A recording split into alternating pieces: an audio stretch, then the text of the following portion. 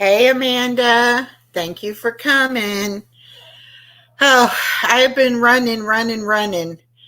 Um, as many of you know, I watch my granddaughter for my daughter while she works, and she had a meeting after school today, so I had to take my granddaughter back to her at about 4:45, and then I ran over to the YMCA to get my swimming in, and then I had to rush back home and get ready for this live. So I hope I have my videos ready to go, and I hope that they play like they're supposed to. I'm not sure that they will. Um, Someone asked me to support the local or to support my local animal shelter, um, especially this winter months when it's so cold outside. The poor strays are freezing to death. And so they wanted me to put it on my community wall. And in order to do that, I decided to make a little video. So I'm giving y'all a sneak peek of that video tonight. So here goes my animal shelter video.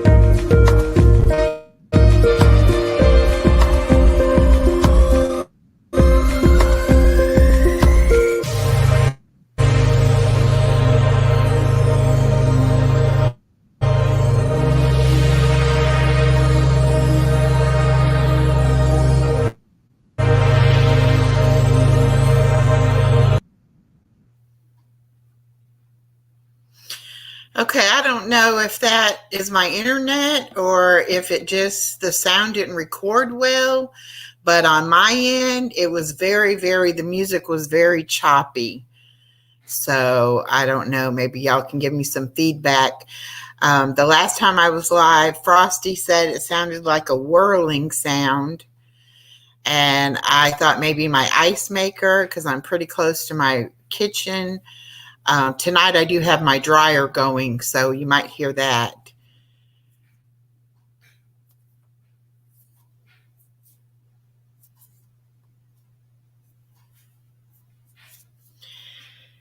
Anyway, hopefully it's not too bad. Hopefully you can hear it.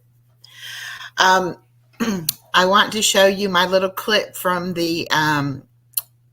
which I posted it, I think today it should have been on there for going swimming at the Y. But I want to show y'all my little clip that I have for that. So hold on one second.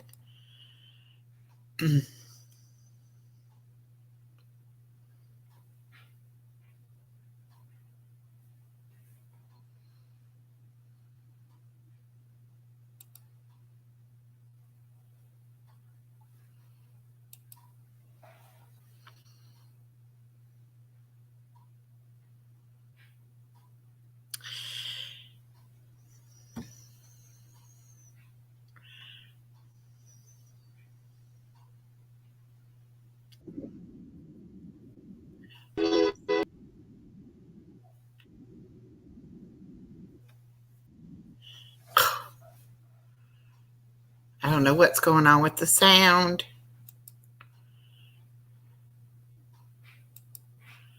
Hold on.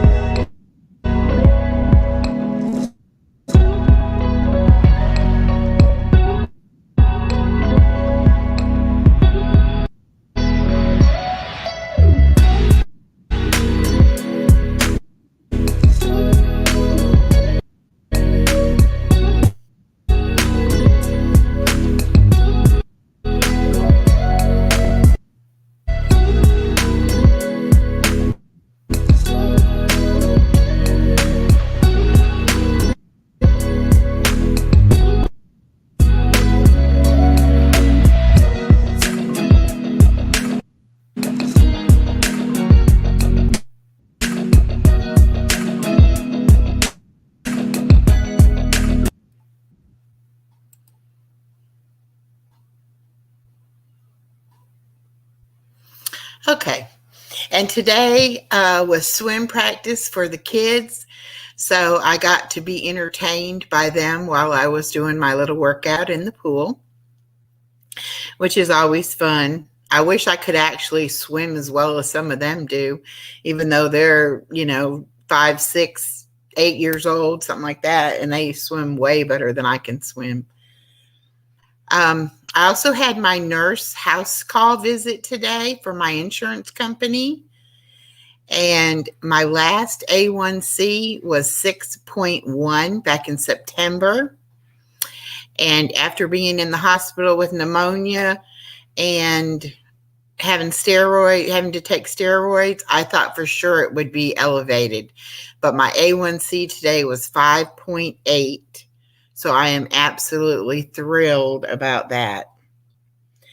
So I'm on the right track with my diabetes and my diet and my exercise, and I am feeling really good.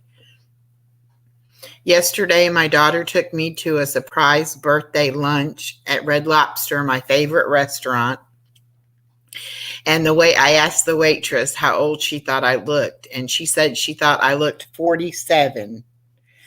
And I just turned 60 on Sunday. So 47 was a very nice compliment. I was very happy to get that compliment. Thank you. Thank you, Miss T and California or Canadian girl. I have worked so hard to get it where it is now, but I feel so much better. It's just unbelievable the change that I've had since my granddaughter's been born. And I've been taking care of myself and paying attention to the things that I need to pay attention to and doing my own self-care and care instead of worrying about everybody else. And it's really paying off. So any of you who are diabetic, who are getting up in your years like me or in your 60s, I just encourage you so much to try to get into a YMCA if they have a pool, or if you have a pool in your own home.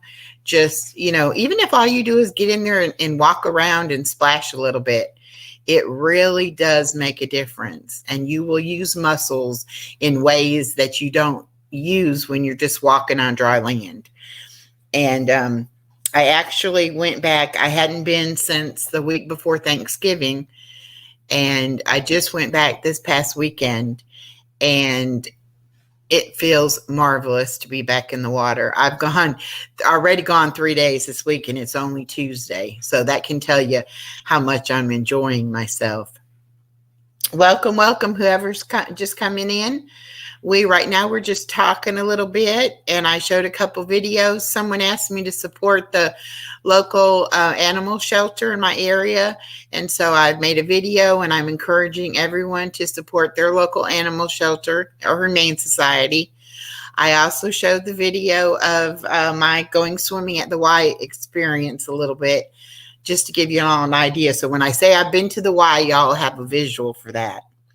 I had put a poll on the channel, on the community wall, about what did you want to see more about on lives, and the highest bid or highest votes were to have lives on loss and healing, from trauma, from death, from illness, anything like that. And so that's what tonight's video is going to be about. It's not a video, it's actually a presentation. I'm going to just kind of go over. I've made some slides and we'll just kind of talk through it. Dino says, I love being in the water, but I can't swim, LOL. That's me. I mean, I was even afraid to even go in the deep end, but do you know that treading water gives your entire body a workout? And you only have to tread water for like 20 to 30 minutes and you will work your entire body. So it's a really good exercise. And for me, it's really fun because once I get in there and I'm moving around and splashing in the water, I'm having such a good time. I forget all about the fact that I'm supposed to be exercising. And you really don't have to do, like an water aerobic exercise program or anything like that. You can just basically get in the water and move your body. So it's really paying off for me. I think I forgot to mention I had lost 15 pounds those first couple months when I first started, but I really wasn't trying to lose weight. I wasn't really like trying to up my intensity or anything to really lose weight. I was basically just having fun and trying to see what it would do with my A1C. And so now my goal is to continue and watch my diet and continue to increase my intensity as I build up muscle so that I'm able to go ahead and lose some weight, because I know that'll help my diabetes more than anything if I can just lose some weight. So do y'all have any questions about the animal shelter or about the swimming before we move on to our presentation?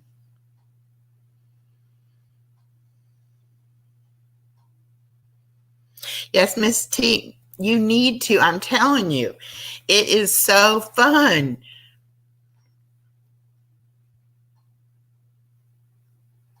It really is.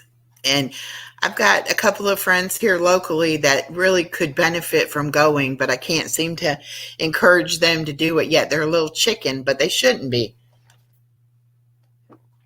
It's very low key at the Y. I don't feel the least bit self-conscious. I don't feel uncomfortable. No, everybody speaks and is pleasant. I don't feel like anybody's saying, what's that old fat hag doing here? She can't swim. And the kids actually, kind of lift my spirits, because I think if they can get out there and do it, then so can I. So it's really been, it uplifts my spirits as well. Most of you know I have my little dog, Chloe, my Chiweenie. Yeah, I'm definitely thinking of it. Gonna look at a place tomorrow. We don't have a YMCA here. Okay, but look around and find out. A lot of community centers have them. Even some of the senior centers have, they actually have a senior center in Valdosta, which is not far from where I live, that has a heated indoor pool that you just walk it, like it has a ramp. You just walk into the water. The only problem with that is it's only open Monday through Friday, and it's only open until 5 o'clock in the afternoon. And for me, keeping my granddaughter, those hours just don't work for me. Is Miss Norma still here? Miss Norma and I have a channel called Real Life Happens. We've been working on it for the past almost year, I would say.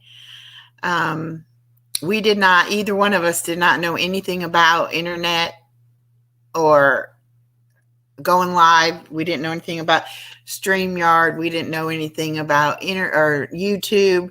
We didn't know how to make any videos. We never heard of Canva before. And we have really, really learned a lot. And so if you want to check out our channel that we share, it's called Real Life Happens. And it's my friend Miss Norma and myself. And it's basically a channel to empower women. It's for women of all ages. And it's not necessarily, all negative things. We try to do a little bit of everything. Miss Norma does crafts. We do some cooking videos. We do our pets. Miss Norma's got pets. I've got my dog. So we've got pet videos on there. Miss Norma has two grandkids that she's raising. And so we've had them on the shows. We do trivia. I usually make trivia videos and just release them. But anyway, if you're interested in any of that and you would like to check it out, I can drop a link. Let me see now. I will put it on my community wall, because if I come out of, I can go don't leave. Well, I don't want to do it because I'm afraid. I'm afraid if I try to go out and get the link, I'll lose the, because I'm on my computer.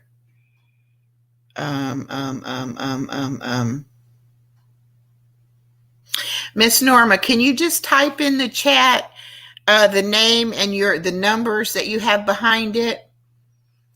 And then that's the YouTube handle for that channel, and y'all could find it that way, I think. And I will be putting it on my community tab. I'm kind of surprising Miss Norma with that information tonight. Miss Norma has been really sick this past winter with bronchitis and with upper respiratory infections, and she's got to have back surgery this coming Friday. So she hasn't been able to do a whole lot on the channel, and it's actually her channel. I'm just her partner in crime on there. And so I've been doing videos and things and trying to keep it going until she's more able to do things. But I didn't tell her I was going to tell everybody about it tonight, but I'm glad that I am, because I want to have, be able to have people go to that one, because not everybody's going to be over 60 and want to, be doing the senior citizen thing with me. And so they may find some things on that channel that they would be interested in as well. Yes, everyone, please put prayer hands for Miss Norma. I'm really looking, that she has a good result. She's had problems with her back for a long time. And it's been a while since she's, been trying to get this surgery. So I'm glad it's finally going to happen. I love to love God. Yes, you're finally able to catch. I've only had a couple. I think I've had 3. Is the avatar of hands making fists? Yes. Yes, it is. And we also have a Facebook group called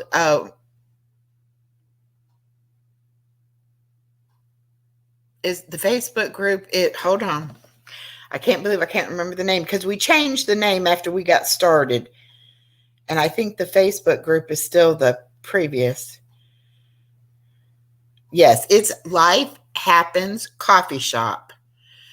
And that is just basically people that have joined that don't necessarily do YouTube. But we have 132 members on our Life Happens Coffee Shop or Facebook group. And we post all kinds of, uplifting quotes. I do trivia on there. We've got a few other people that post things. So if you're into Facebook and you feel like you want to do anything like that, please look into that as well. Hi, Miss Iris Rainbow Things says, hey, sweetie, I have a babysitting, so I popped in to say hi. Well, thank you so much. Thank you for popping in. Dino said, okay, I found it, but I can't share link unless you're a mod. Okay, Dino, hold on. Let me mod you up if you don't mind. I did learn how to do that last time. Let's see. Dino.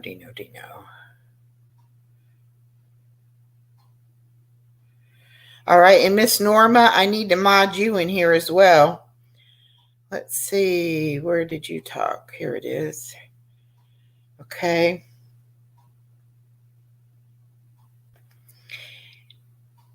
All right.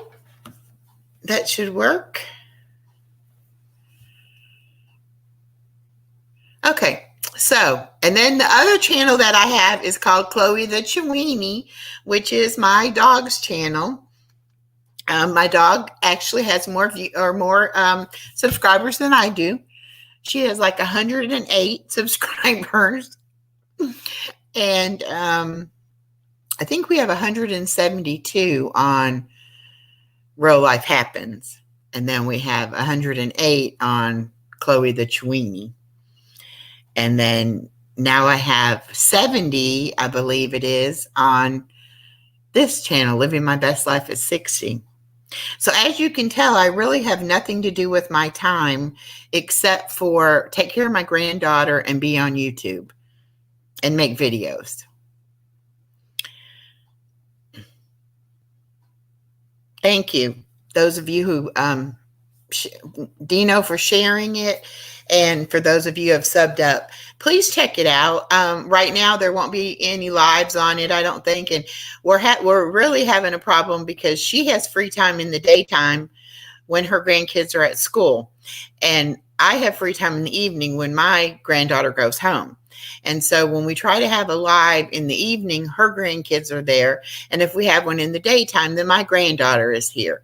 And right now, at 17 months old, my granddaughter will not let us have a live. The last one we did, we tried, and she's into everything, and she wants the phone, she wants the computer, she wants all of my attention, and I can't do anything. So right now we're doing separate lives, but eventually we will get it worked out where we can get back together and do lives on there, or Norma can come on my live, and then when Norma does one in the daytime, I can come on her live in the chat. Norma does a lot of crafts, so as soon as she gets feeling better and gets her back better, I know she's going to have a lot of crafts on her channel. All right, so let's go ahead and start our presentation. If nobody else has any more questions, we will go ahead and give it a try.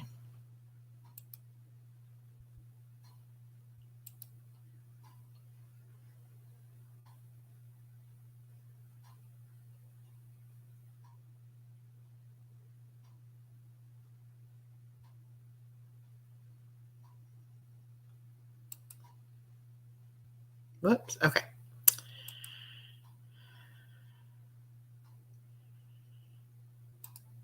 Just a minute.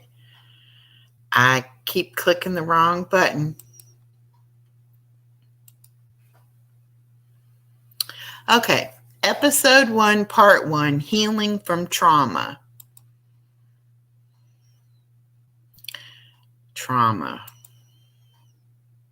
Trauma is an emotional response to a terrible event, such as an SA, DV, an accident, or national disaster. Also, life experiences such as a death, divorce, and major illness. Trauma affects the entire body.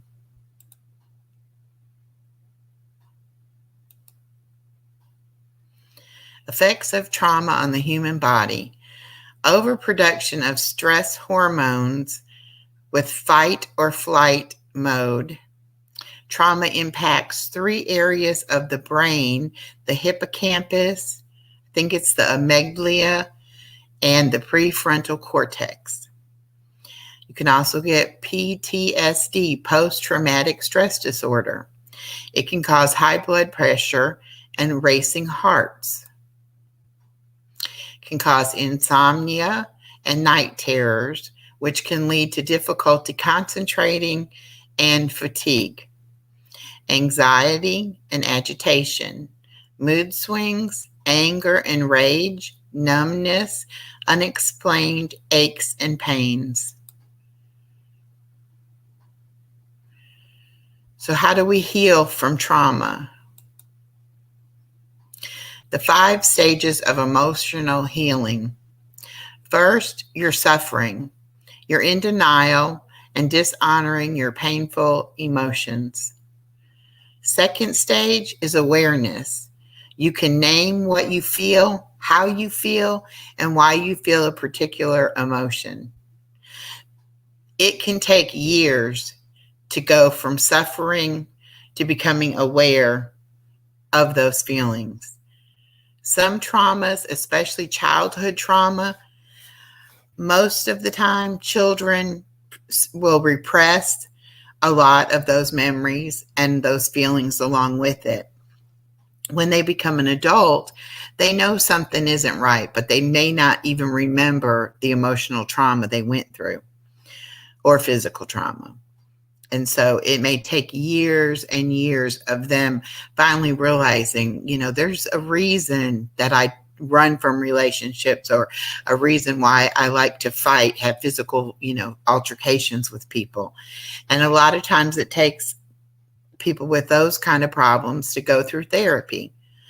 But others can move on from suffering and actually with a little bit of, talking to family and friends, can maybe become aware of what they're feeling. The third stage is confrontation. You confront the emotions you were avoiding and face your emotional pain. Again, this can take years before a person is ready to actually confront those emotions. I didn't want to confront a lot of my past emotions, and I do believe I am an emotional eater, that instead of understanding that I was sad or felt pain, I would overeat, and that would comfort me in some ways. Number 4, expression. You express your emotions by crying if you feel sad, screaming if you feel angry, or doing whatever you need to do. Again, can take years to actually get to that stage.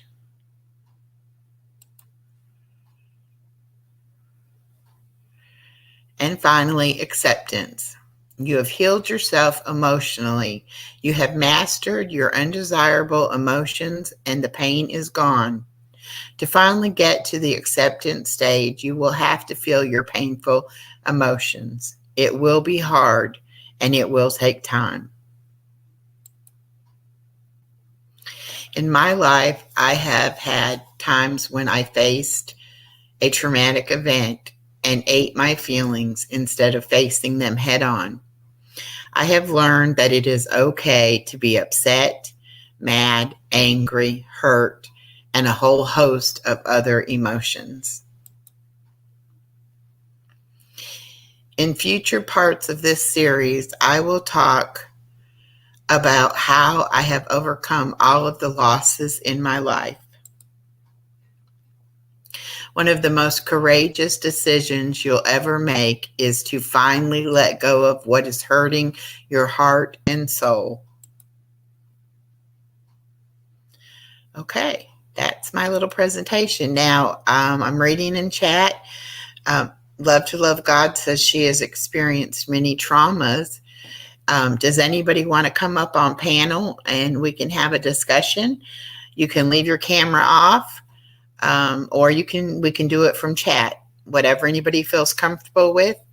I've been through a lot of things in my life, most of them not very pleasant. And sometimes, you just have to decide that you're not going to let anybody hurt you anymore, and that you're going to figure out the best way to deal with all those emotions that you have. For instance, my best friend was killed in a gun accident when he was 14 years old, and I was 14 years old. And that was my first, well, let me back up. My grandmother passed away when I was 8 years old. That was traumatic, but it wasn't as traumatic because I didn't really know my grandmother very well. We didn't live nearby each other. I had seen her only a few times.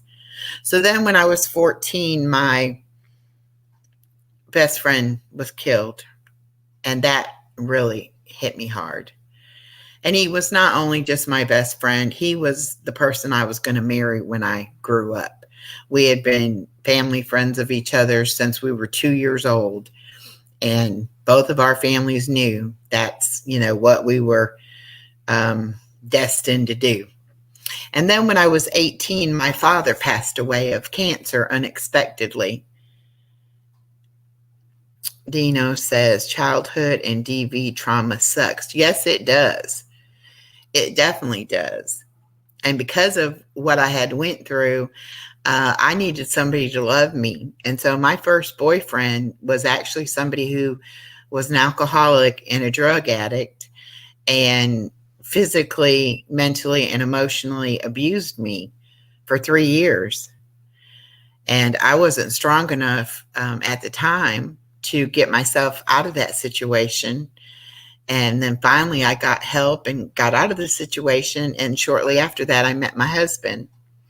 I got married, and we were married for 29 and a half years. And I have the one daughter. And then one day he decided he wasn't happy anymore. And he started talking to somebody on the internet. And before I knew it, I didn't even know anything about it. But one day he just up and left. And so the rug definitely got pulled out from under me in that case. And I had to rebuild my entire life from that point on. It's in March will be 8 years ago. So I am happy to say that I am single and I'm happy.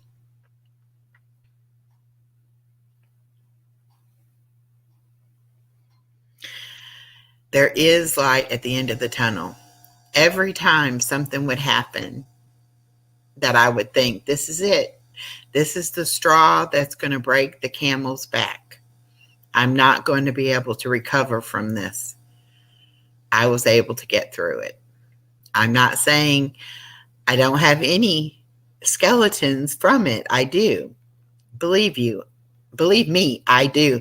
I do. And there's days that I'm sad because I miss my friend. I miss my dad. And to add insult to injury, I have to see my ex-husband because he is the grandpa to my grandbaby and the father of my daughter. And so we now have kind of a blended family with his new wife and her extended family. So that has its own emotional problems that I've had to deal with. Is there any one particular area of trauma someone would like to talk about?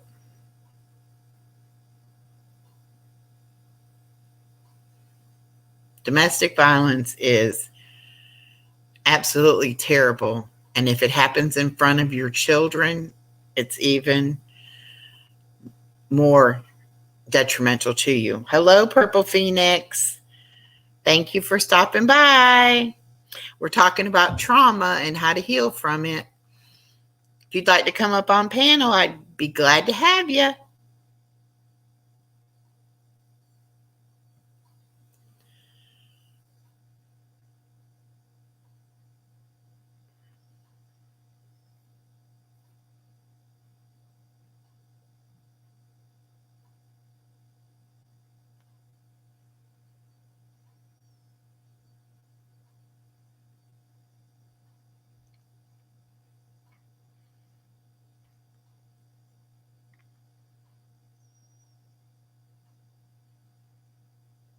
Okay, I understand. No problem. Thank you for stopping by, and I hope you don't mind that I put it in your Discord that I was going live. I really appreciate you let me drop my channel and coming by and checking me out.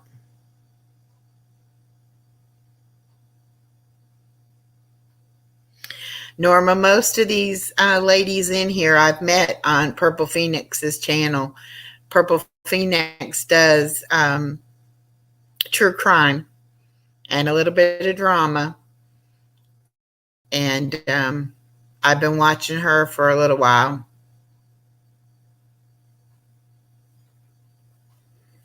Thank you, Purple. I appreciate it.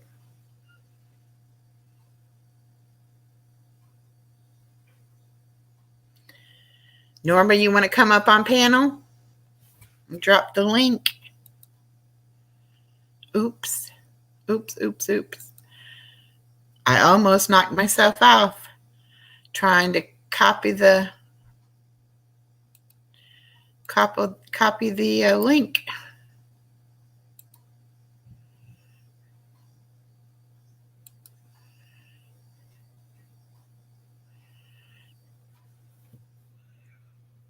Norma says, nice to meet you all. They've all been very nice to me, Norma, and very supportive. And it's a nice little group we've got started.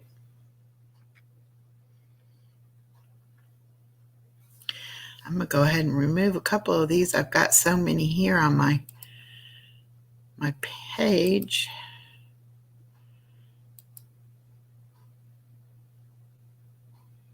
Okay, honey, I understand. I know you're hurting something terrible. That's why I haven't bothered you too much, because I know how bad you've been hurting.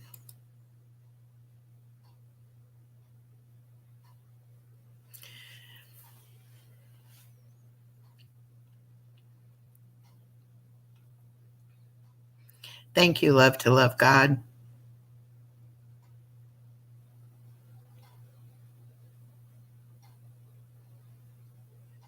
I should have asked Phoenix what time she was going live, or if she's going live. I don't want to do lives whenever she goes live.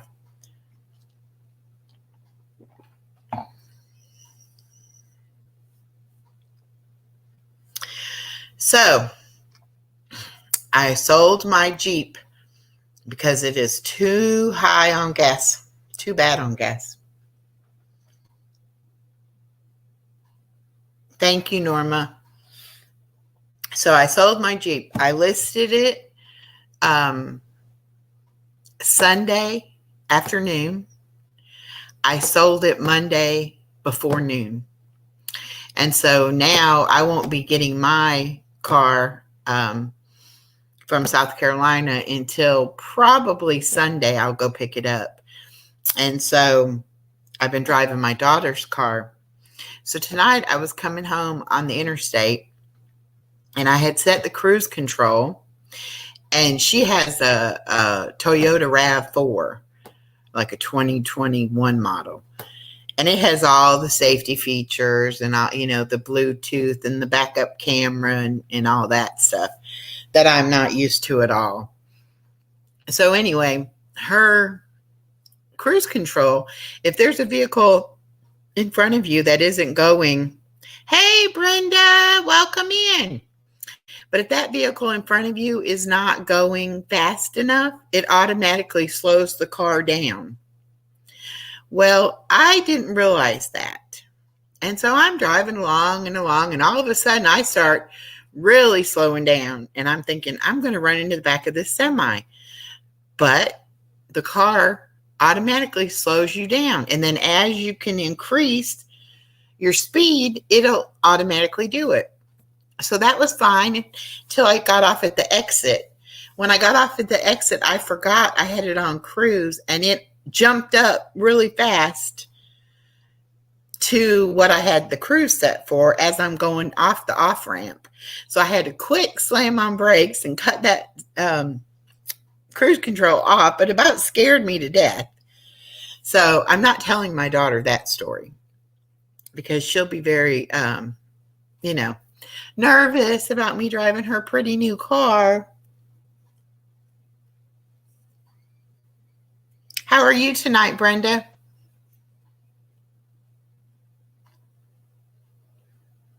You want to come up on panel and talk about what it's like to be in your 60s with me? And no, I'm not trying to say we're old. We're in a special club.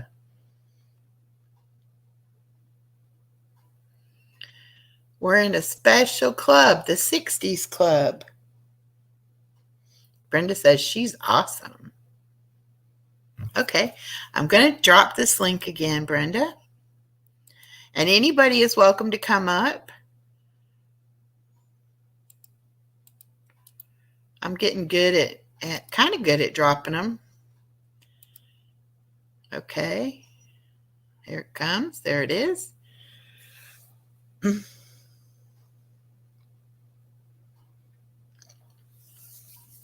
I know a few more of you are in the 60s club too.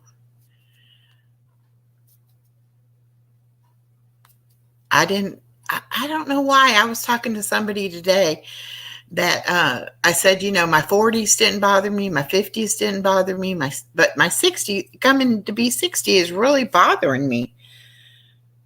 And they said, well, maybe because I had my daughter so late in life, because I turned 35 right after I had her. And so my 40s weren't bad at all. I had a little kid. And then my 50s weren't really bad because she was in school. Do you want to keep it on or off, Brenda?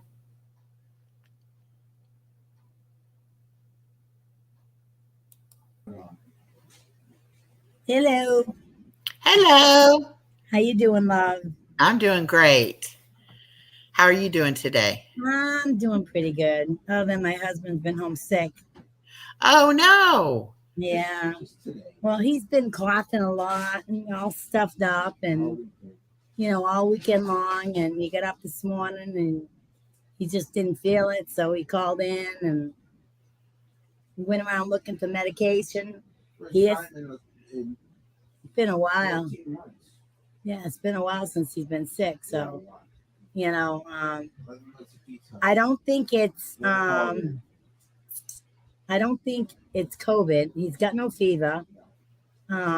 He doesn't have a sore throat.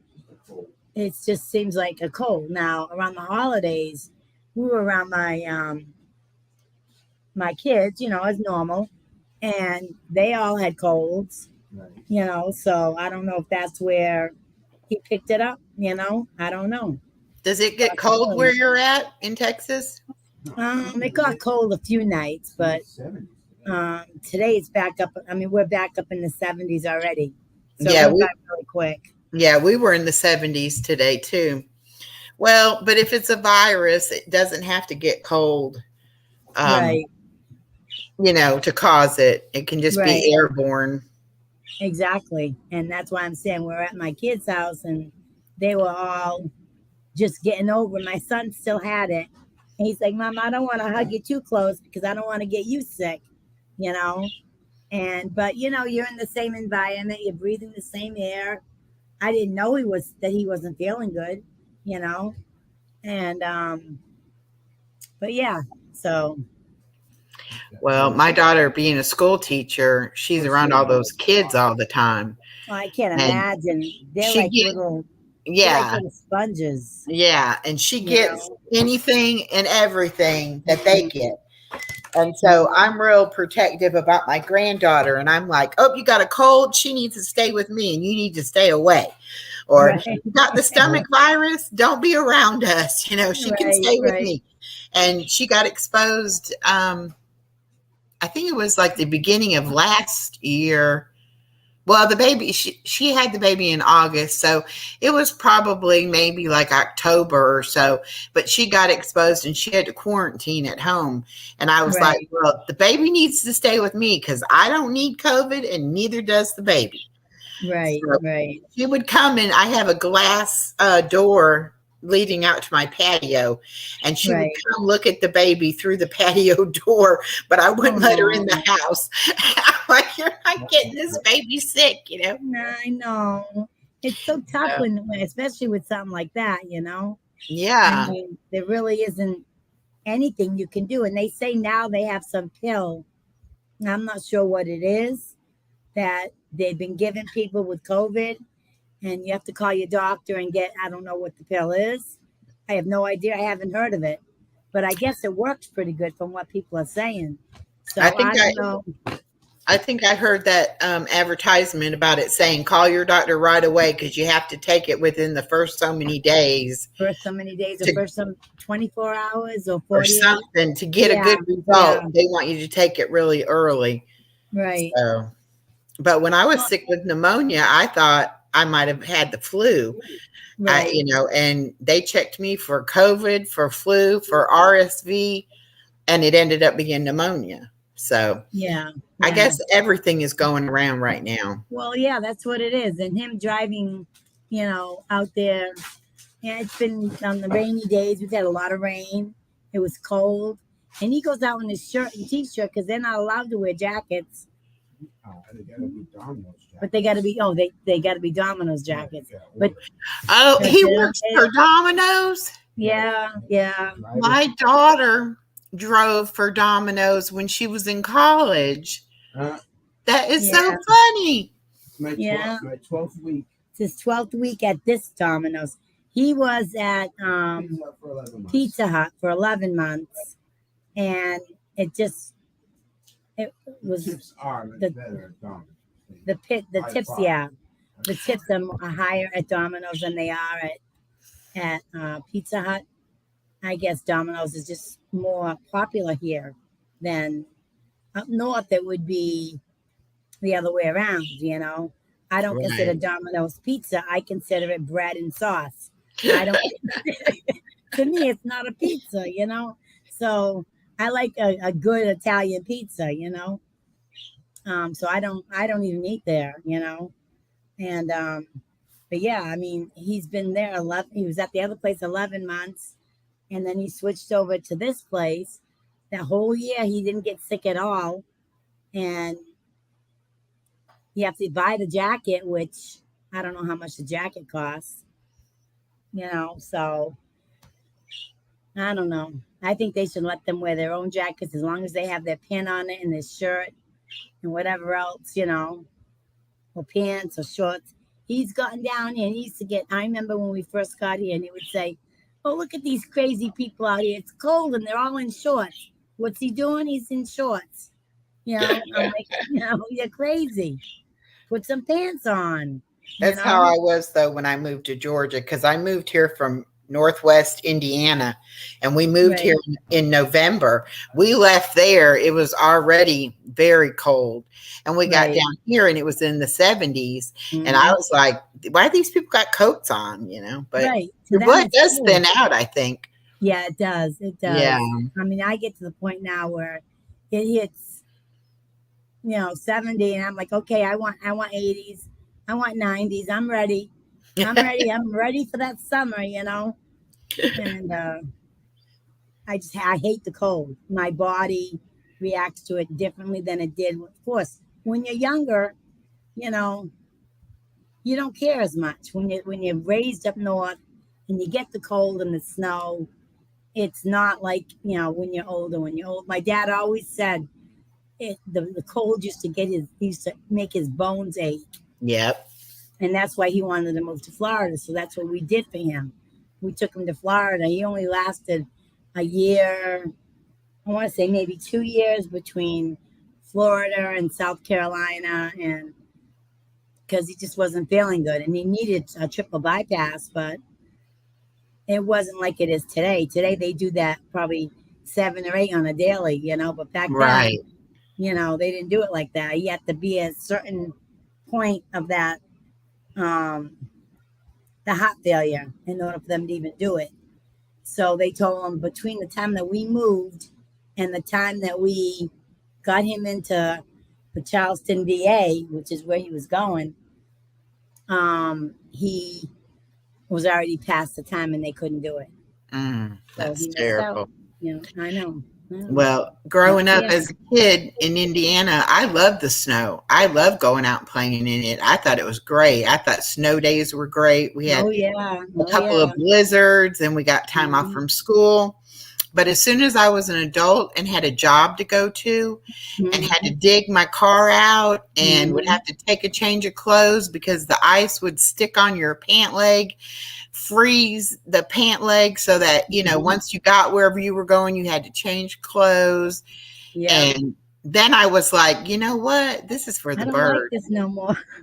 And so when I got married, it was like the day after we got married, that was our honeymoon, driving from Indiana to Georgia. Right. And then I didn't know till that first summer hit. And I'm like, oh my gosh, what is this humidity? I didn't think I could handle it, but you get used to that too. You do. I mean, it gets humid up north in the summer. Like I was raised on Cape Cod, so I was right on the ocean, you know, and so the humidity used to be pretty bad, you know, in the summertime. Not quite as bad as here, but I knew what I was getting into because I had already lived in Florida, South Carolina, so I was used to that summer heat and humidity, you know. Yeah. Oh God, he's feeding the dogs. I'm gonna mute for now, but you can go ahead. Okay. When he talking about working at Domino's, when my daughter delivered pizzas while she was in college, as we live in a college town, or she lives in a college town now. I moved out of town into a little hick town, but she would hate delivering to the college kids because they never tipped. And, you know, she'd deliver like, you know, for a party, you know, several pizzas, a big order, and they wouldn't tip her at all. So she did not like that one bit. So she didn't do Domino's very long. Then she worked at a Zaxby's, which is like a fried chicken place. And she learned really quick that she did not like working in fast food type thing. And she said, yeah, I'm not cut out to work at a restaurant or fast food. I said, well, then you better go to college, you know, get you an education, be able to do something. So she became a school teacher. Now some days she's like, yeah, I don't know if I'm cut out for these kids. I'm like, well, what's worse, you know, dealing with kids all day or dealing with fast food people? Yeah. It's I mean, when you're young, you get such a variety to choose from, and it's really hard, you know. Like Michael used to work in the accounts receivable up north. That's what he did. He went to school, and you know he wanted to be an accountant, but he only did a year in school, and then he dropped out when he joined the service, just out of the blue, you know. So when he got out, he moved to Rhode Island. He was born in Maine and just went to Rhode Island, you know, and because that's where the base was, that he was part of in Newport, Rhode Island. Yeah. What were you doing? It was gaming. Yeah, Naval War College is what they called it. So, you know, simulating games.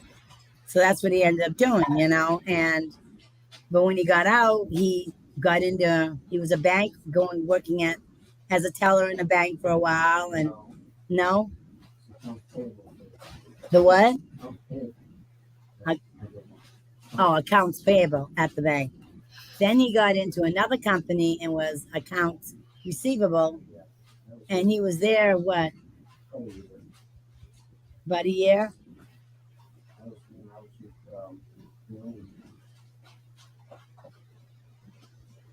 When did you go to quality? From the jewelry place, I went to New Foods, which was at the time quality's competition. He was there for 7 years, and then quality for 13 years. Okay, he was at quality for 13 years, but he's worked his way up, you know. And but he started having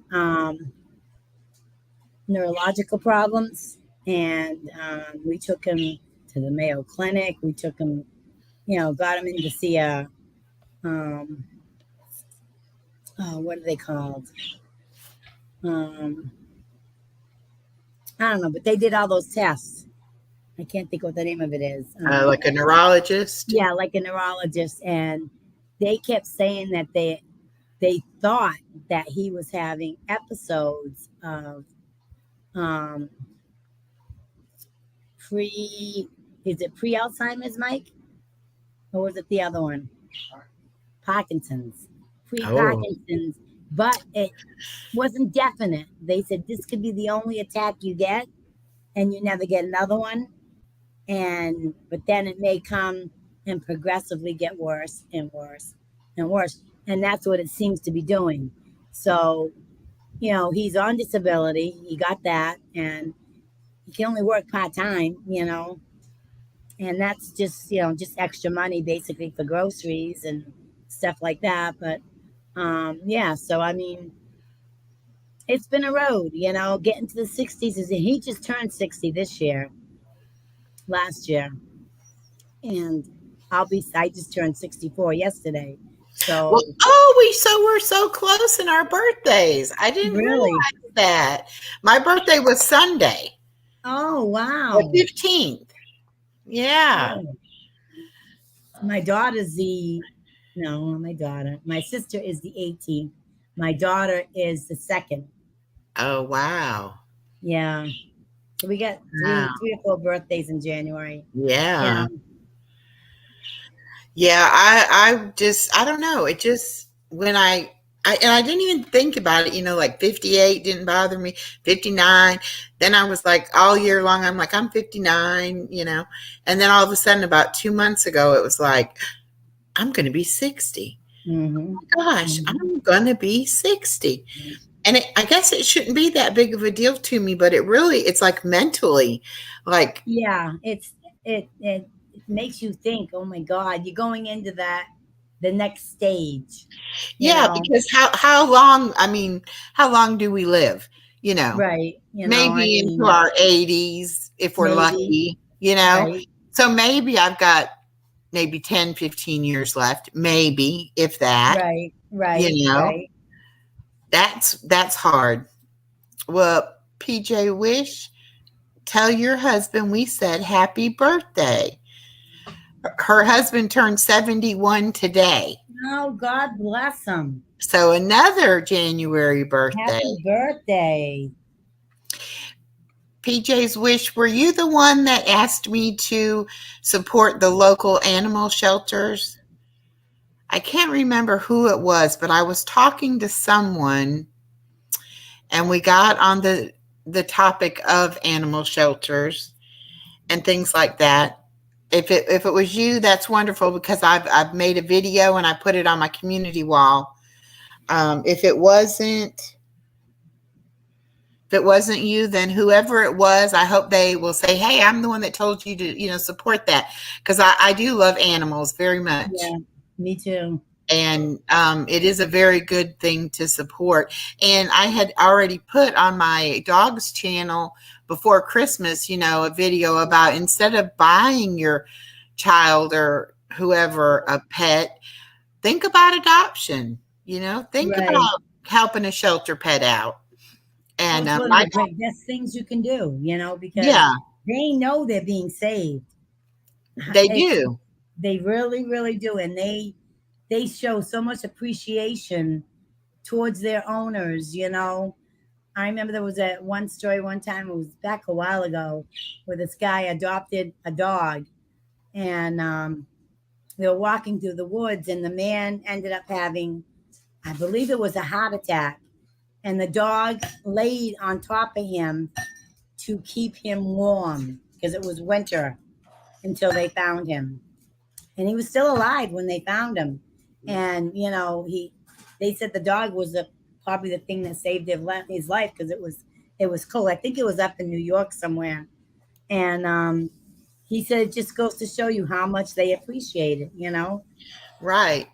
And I mean, my dog, she's a mix. She's a Chiweenie. She's Dachshund and Chihuahua mix.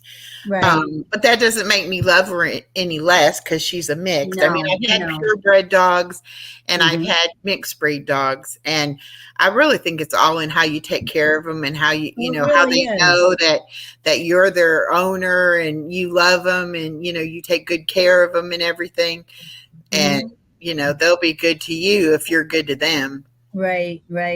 Yeah, I've got two. I've got a Schnauzer mix, which was rescued from a can they set it on fire with the chemicals, and they left the 2 puppies in there. And Oh, they were found, and he lost like a huge patch of fur on his back end, and they were trying to get that to grow back, and it took a while. So it took me a long time to get him. But when I got him, it was the hair was already growing in because of what they were using, yeah. which was really good. But yeah, somebody was really sick, you know. I mean, to do that to puppies, maybe it was the last 2 of a litter, that was left, and they just decided to do. Still. Yeah, it's sad. And my other one's a Min Pin Terrier mix, and I think she's got rat terrier Oh, because she sees anything and she goes crazy. She yeah. wants to get it, It's like even if it's a bug or a moth or a fly, and she's barking and showing it to me, and it's like, Mommy, it's right there. It's right there. Right. You don't need to eat it, but yeah, it's like, that's their rat hunters. That's what they were known for, Right, going right. into the undergrounds and getting rats. Well, and Dachshunds or Dachshunds or Dachshunds, whatever you want to call Right. them, they were bred to get the badgers out of Right. the, dig down and get them. And so my Mhm. little dog, she has got to have blankets to where she can tunnel down into her blankets and be completely covered. To And, hide. like she's down, she's in there protecting herself. Right, right. Okay, PJ Wish says, when I have extra money at the end of the month, I pick up extra sacks of dog food and run it by the shelter. Sometimes it's cat food too. That's wonderful. And that's an That's really easy nice thing of you you, can PJ. do. I mean, you can donate money. I was looking today at the Atlanta Humane Society, and I was trying to get to where I could get their link to be able to put that on there, for donations or whatever, but I could never Right. figure out. I'm not tech savvy enough to figure out how to do all that. So Yeah, you'll have I to, don't know either. look up for yourself. Hi, Miss Carla. Welcome in. Hi, Carla, love. But even, just doing like she said, just taking by an extra bag of dog food or a bag of cat Mhm. food. Some of the shelters too, they used to use newspaper. I have no idea what they use now, but I know they need like bedding stuff, towels, Yeah, they like do. anything like that. So usually what I do whenever I buy new like bath towels, I'll take my old towels down there, or if I get a new blanket or something, because even like a big Right, blanket, they can cut it and make right. it, for several of them. And it's a But good thing I to like do. I mean, that. because they get so cold in those shelters. Oh yeah. I mean, they have now those. It's like it looks to me like a cloth bed, but they're up off the floor, and it's Right. just got a piece of cloth going around it. Go across the other way. What are you doing? Is the bird right there? Can we see him? The bird? I don't think you can see him from here. Oh. Wait a minute. Let me see if I can. It's this thing up here. Go away. Go. I don't want widgets. Oh my Lord.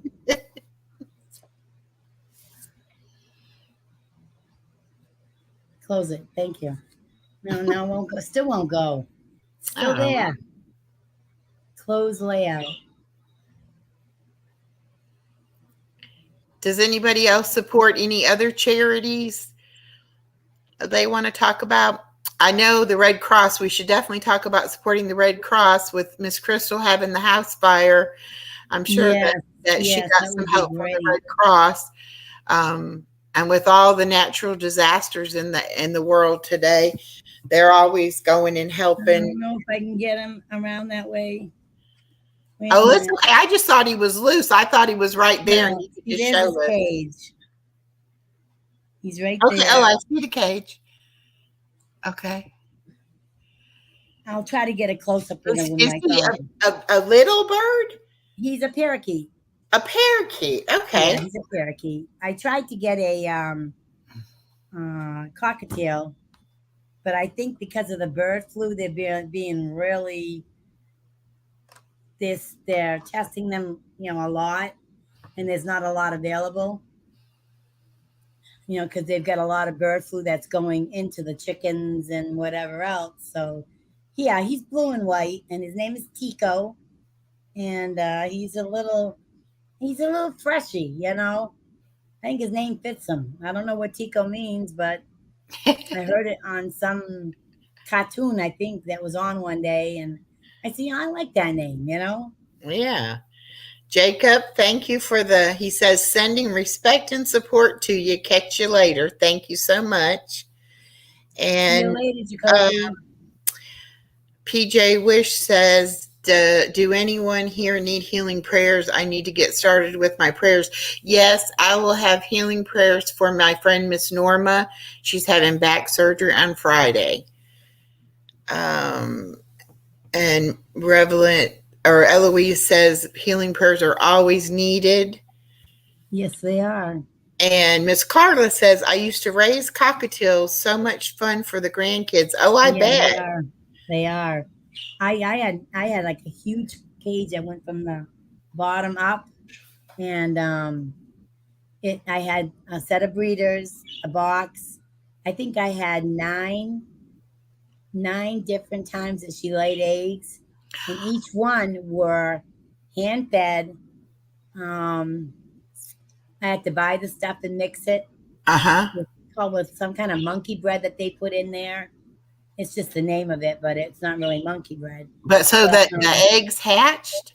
Yeah, they all hatched. You had the baby? Oh my goodness. I had the babies, and some of them I sold back to the pet store, and some of them people wanted, that knew me and they wanted it, and so I gave them a discount because I was living in an apartment building, and so a lot of the kids would come, and I'd let them come in and see the birds, and they would get on my hands, and they to them I was mom because I was feeding them. Right, so when right. I walk into a room, they'd start rocking like this. It was so hysterical. I bet it was. I love people who can do that, that can raise things in captivity. I have a friend of mine that has a flying squirrel that fell out of its nest when it was, just a little tiny thing. And she's had it for over 10 years. Oh my Lord. And she's had to research and get everything that it needs for, its diet, like just like if it was in the wild, right. So that it can grow and everything. I mean, she is real. And I said, I've never heard of anybody getting anything, out of the wild like that and just being able to keep it alive, for that long. But for 10 years, she's had that little guy. Wow. God bless her. I wish I could find something like that. I'm not that lucky though. I'll find some things, of course they don't want you to keep some things that you find, like if you see certain lizards, they don't want you to keep them. They want them to go through all their shots because sometimes people let them go. They just running wild, But right. A baby raccoon is the cutest little thing. I don't care what they are so evil when they want to be, but they're so, as babies, oh my Lord, I could just pick them up and just squeeze them. They're so cute, but they won't let you keep them here. Yeah. In Florida, there were people that raised skunks, and they used to walk them on leashes. When I was a girl, my older cousin had a pet skunk at one time. Of course, it didn't live very long because I don't think they knew what, I don't know what skunks need, but whatever it was, But I couldn't believe that my aunt let him, have it in the house and everything. Well, they're supposed to be desacked. Yeah, I'm not sure if it was or not, but it was. My mother said no.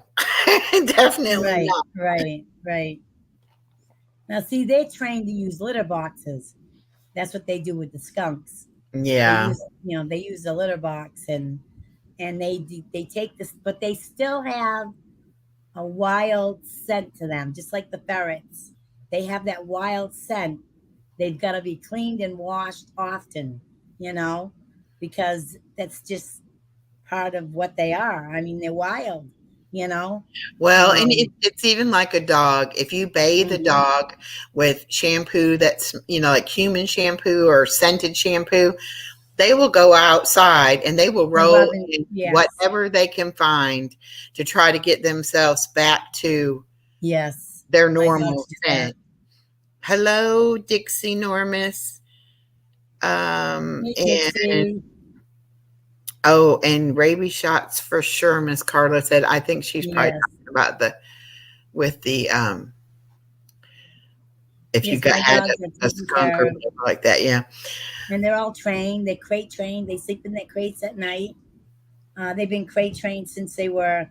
Oh, my first one was my He's got mosquitoes all over him. My schnauzer was already chipped, and he was very. Of course, he was very skittish in the beginning. You know, he just. I think it was because what happened to him. I don't really know if they were abused, maybe physically before we got them. But he would, when you would open the door to the crate, he would come out so slowly, like he was going to get in trouble, you know? Like, I'm not supposed to be out here. I can't come out here. And I'd have to coach him out. And once I got him out, I got him into the living room and, he would, start getting used to things. But he just, that paw would come out so slowly. I'm like, I wonder if they were abused as well as, what they did to them. Do you know that your husband has got some fans in the chat? Carla. Yes, I know. And Dixie Normus. Carla says, Yeah. hi at Michael, handsome Mr. Brenda. And Dixie Normus says, hello. There's Brenda's wild man. Hello, Yeah. Mike. Yeah, he's got quite the reputation. How long have y'all been married? Oh, we've been married. We just made 14 years. 14. Wow. Yes. Y'all seem like you have a really good relationship. Yeah, we do. And he's with me. He's always on the other side of the table, listening, laughing sometimes. And, he gets upset when we all get upset. He wants to get on there and say something, and I'm like, no, no, you just sit there, you're fine. We don't need you to get into it, That's how Norma's husband is on the other channel. Sometimes he'll come walk behind her and I'll be like, hi, Mr. Norma. And at first he didn't like being called Mr. Norma. Right. And then now he'll be like, hi, Echo, how are you doing? Or whatever. Right. It's funny. Yeah, he loves to listen, and he loves all the ladies, he thinks they're great. Dixie Norma says he's a mess. And Miss Carla says she's going to be married for 33 years next month. Well, yes, congratulations. That is wonderful. You don't hear of that nowadays, No, and I thought I'd be married forever. Society. Yeah. I had no clue it was going to end the way it ended. So I pray that anybody, and my daughter thought that I'd be like anti-marriage after that. But like I told her, I believe in marriage. I just don't believe in being a cheat and lie and kind of thing. And I can understand that. But when my daughter's husband, wanted to propose, and she was like, well, I don't know how my mom feels about marriage right now, because it was shortly after my divorce. And I said, I love the fact that he wants to get married, but don't go into a marriage the way I did, thinking he was my knight in shining armor going to save me. Bingo. And now that's what it all comes down to. Dixie Norman says, they're human, Today would have been my 36th year anniversary. Well, and the thing about it is that I didn't worry about having credit in my own name. I mean, I gave him, like, we had a joint account, but all my money went to him. I didn't have any of my own money. And when he left, he cleaned out the bank account, and so I had a hard time establishing credit. I had, it was just a lot of things I did wrong in my relationship. And so I told my daughter, I said, look, You keep your money. He keeps his money. Y'all can both put in a joint account so much every month to pay bills, or he Right. pays certain bills and you pay certain bills, but you don't give him all your money. And No, that no. way he's got his own money to buy something he wants. You've got your own money. You don't have to worry about, anything like that. I was like, get a credit card in your name, buy your car in your name, do everything so that if anything was to happen, you're still set up. You're not going Right. to have to start over like I did. I And know she I had to start kind of over feels, too. she kind of feels like, yes, she loves her husband. She does not need a husband. She doesn't Right. need his income to have the things and live the way she wants to live. But And that's she, good. That's very good. she wants to be married to him, and he could live very well on his own as well. So it's kind of like they're willing to help each other, and then they can get each other things without having to say, well, oh, I need some money because I want to buy you a gift, or Right, whatever right. like that. And I said, if he won't go for that, then he might not be the one you want to marry. And he was like Exactly. all for the idea because he knew what I had been through. And so Right. he's like, if that's what your mom thinks is the best way for us to deal with things, then that's how we should deal with it. Well, you that's good that he had a lot of respect for you like that. Oh, yeah, A definitely. lot of the young ones don't, Right. and they get their own mindset, and sometimes no matter what you do, my eyes are so itchy from allergies, that no matter what you do, it's like they take it the wrong way, Yeah. and they think you're trying to control them. This is if, especially if you have a daughter and you're trying to, teach her and protect her from going through what you went through. And I've done that with my daughter. I did the same thing. Her husband left me after my first husband left me after, well, it was a mutual agreement. Well, I'll just say that after we were going on our 19th year together. Mm. And he got up one New Year's morning and said he wanted out and wanted to live his life his own way, and wanted to be gay and all this stuff. First it was bisexual, and then from there he went, I want to be gay. And I'm like, okay, well, that I can't have that. He wanted me to stay in the marriage and allow him to do what he wanted to do. And I was like, no, I can't do that. Right. I cannot do that. I cannot risk my health. I just can't do it. I mean, what if Right. you go with someone that has AIDS and then, you come home, which thank God I never caught. I get checked every 5 years, all the time, Yeah. just to make sure, Right. But yeah, and it was very tough. It was very tough for me my kids were going into their teens. My son was already, he was already 16, and my daughter was 14 and a half, almost 15. So, they were going into their teens. My daughter took it the worst, Well, thank goodness my daughter, she was 17. And but what I couldn't understand is she had one more year of high school and then she was going to college. And I Right. could not understand why he couldn't wait, until she finished high school and at least, help me get her going in college and all, but he didn't. Right. But luckily she was there with me and we're close enough that she knew that, what kind of relationship we had up until that point, and knew that it wasn't anything that I did wrong or, my fault or anything like that. And it took her Right. by as much surprise as it took me. But then Right. the last thing I said to him after he had left and he came back and we talked and what have you, is that, all I need you to do is to be her dad. You don't have to be my husband. You don't have to, be with me, but you don't divorce your kids. No, And, you're her dad and she's going to need you. She's only 17. Well, she didn't hear from him for 3 years. And the only reason why she heard from him after 3 years is because we went and tracked him down so that she Right. could she could have him in her life. Thank goodness they've repaired the relationship to the point that now he's her dad. He's the grandpa to the baby. Everything's wonderful. But there for a little while, she was so mad at him because, she even told him, look, if you don't want to have nothing to do with mama, I can understand that. But why'd you have to leave me? Why'd you have to move away from me? Why didn't you want to see me? And it really hurt her. They blame themselves. Yes, they do. It's natural. Mine did the same thing.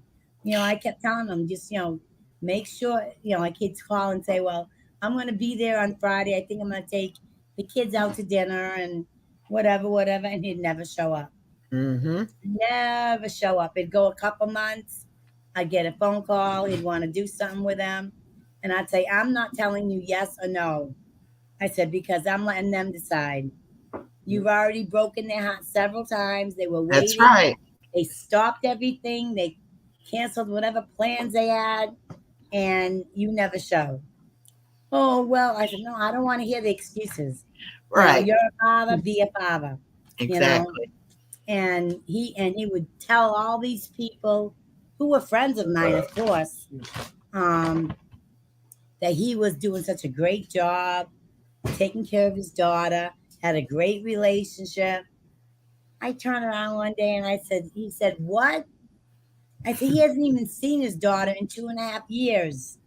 He hasn't called her. He hasn't done anything with his daughter. So he's telling you a lie. Yeah. I said, so, they will. Oh, yeah. People look down on you for those kind of things. Yeah, you can get a divorce, but you don't walk out on your kids. And I don't care how old the kids are, if they're, grown or not. If you're not going to be involved in their life, then you're walking out on them. And that's not easy for the kids to handle, No, it isn't. I mean, my daughter she would get so angry, and I understood why she was angry because, actually I didn't. My dad was always there for me. So I was trying to understand, and I knew how I would have felt if that had happened to me as a child or as a young teenager. I would have been devastated because I was very, very close to my dad,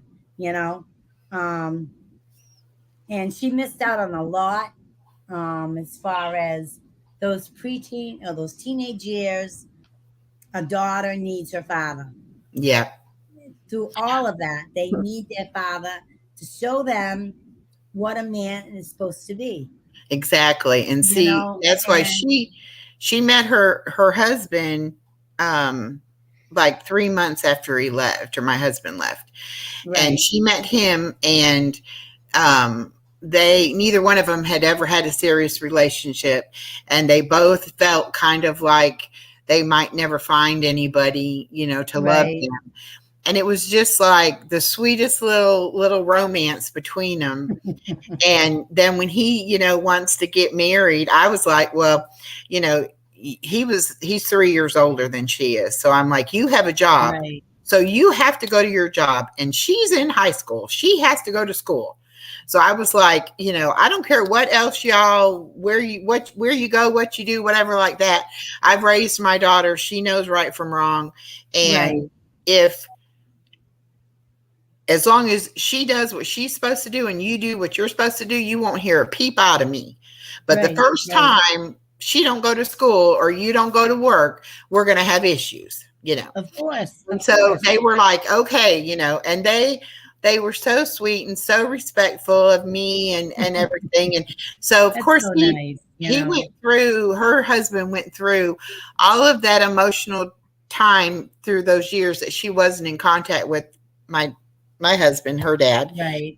And so he also knew how I felt about it. So now she graduates from college, and I'm inviting him and his new wife to come to the college graduation, right? Oh, yeah. So I tell my son-in-law, I say, now look, if I stand up and you feel like I'm going to say something, or I'm like stepping towards this woman, because I had never met her, you need to get between me and this other woman, because I don't want to ruin Allison's graduation party, Right. But I'm just saying, I'm going to do my best. I'm planning on being civil and being nice to her, but you know, you never know how it's No, going to no. go. You So don't he know was how you're like, gonna feel, right? You he don't. was like, Ma, don't worry about it. I got your back, you know, no problem, you know. And then I talked to her just like I'm talking to you. It was fine. Right, And right, so afterwards, he was like, well, you handled yourself, you know, you were good. And I'm like, right. yeah, well, I didn't want to go to jail or anything either, you know, for beating the woman up or whatever. But anyway, so whenever that my daughter was like, okay, you know, they're having the baby and everything, and I want my dad to be the grandpa and all of that kind of thing. Her husband was like, are you sure about this? You know how your dad did Right. you, you know, are you sure you want him back in your life and in the baby's life? And she was like, well, I'm going to give him one more chance. You know, he messes this up and then he loses both of us, you know, for the baby and her. So, That's good that she did that though, because oh if yeah, she didn't, then if something happens, she's gonna regret not giving him that chance. If that's he right. messes it up on his own, that's on him. But she did her part, you know. That's right. And the same thing with me. I didn't want to be the one that did not encourage her to have a relationship with her dad. I Right, wanted her to do that. And if it doesn't work out, she tried. You know, right, she can't right. make him um, No, no. do right, but at least um, You can make the gave attempt him and then the opportunity. And so far, knock on wood, he has been a good dad and a great grandpa. oh, So that's I can't fault wonderful. him there. Um, Yeah, that's wonderful. but we did go through 3 years of her not knowing where he was or, you know, what was going on. Yeah, And I it was hear you. very hard on her. Well, I tried to serve my husband with divorce papers. And what he did was he moved to the island because I was on the Cape. So he went back and he was born on Martha's Vineyard. So after we split up, he couldn't find any place to stay. So he went back to his brother's. And then they kept changing, his address kept changing. And of course, you know, I had no alternative, you know, I mean, I was working. I was trying to do things, and you know, I used to be a nanny in my home, and I used to take care of like 7, 8 kids. You know, at one time, trying to make ends meet, trying to put food on the table. He wasn't paying any child support. He was getting off scot free Yeah, and not letting his location be known. You right. know, and finally, one day I get a letter in the mail from the welfare department because they're the ones I went through to try to take him to court, try to get him on some kind of a payment with child support. Right. And he, they sent me a check for $5,000. That was the only thing I received, and that's only because when his mother passed, she left him so much. So the state, from the time that I was just me and my daughter because my son was older and he was trying to work and I was trying to work, and so they were giving for her, you know, and because he wasn't, and it still didn't take care of the years that he didn't pay, you know, Right. and then he calls up and one Christmas and he's like, well, I'd like to stop by and see the kids and drop off some Christmas presents. And I'm like, yeah, sure. You know where I'm at. I'm at my sister's. That's where I stayed, I left the house I was in because I knew there was no way I could afford the payments on that house by myself. There was no way Right. with what I was making, And I was so angry because we had planned on buying it. That's where we started at. And his boss, the guy he worked for, gave him a $10,000 deposit to put on the house, and he left his boss hanging for 10 grand. Mm. And hi, Rick, I see you. How you doing, good boy? Haven't seen you in I don't know how long. Excuse me. He said he just got married in Las Vegas. Woo woo. Oh, good for you. Finally did it, huh? Wow. And And here you are on YouTube telling everybody, I just got married. Yeah, you just got married, and we're talking about bad Divorces. exes doing divorces. Yeah. Doesn't that make sense? You know, I wish you all the luck in the world, Rick. I I hope do it goes too. well. You're I a do great too. guy, you know. I just hope it goes well, you know. Keep your money separate. Yeah, keep your money separate. That's funny. Everyone, there is a video of the wedding. Oh, really? Okay. On your page? What's your channel? We're gonna have to go and see it. What's next? I'm going to Disneyland. Disneyland. Yay! I like Yay! a football player. What's next? I'm going to Disneyland. That's neat. It's really neat.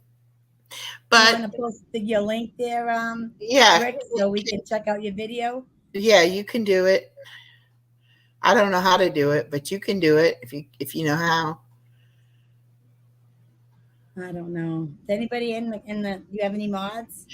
I do, but I don't know if I have any here right now. Miss Carla, would you mod for me? Or Love to Love God? Two good choices.